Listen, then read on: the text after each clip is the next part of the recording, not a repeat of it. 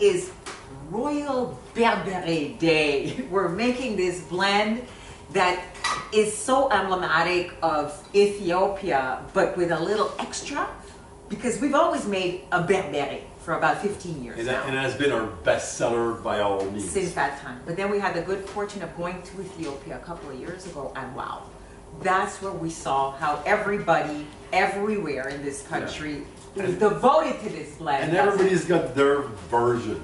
So we went to the western Ethiopia where they grow some of those. This is the korarima. This is the wild cardamom that grows in the coffee mountains of Ethiopia, where there are hundreds of varieties of coffee trees.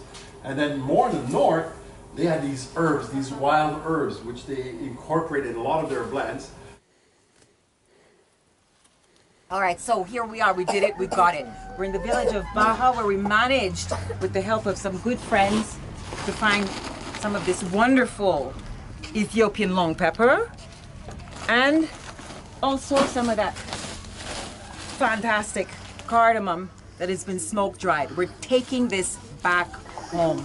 So what happened is when we come back from there, we're all excited because, oh my God, there were different versions, and we could, you know, kick this thing up a notch. And so we decided to add some of these spices that we discovered, and the thing just took on a whole different level. It just became noble, is what it did. Yeah. And for that reason, you know, we're making, you know, quite a large batch now. And that's why we call it Royal. Royal. Because in the honor of the kings of Ethiopia, I hope they would not laugh at us.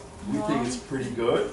They wouldn't laugh at us on that desert island you keep telling me. You might get stranded on one day.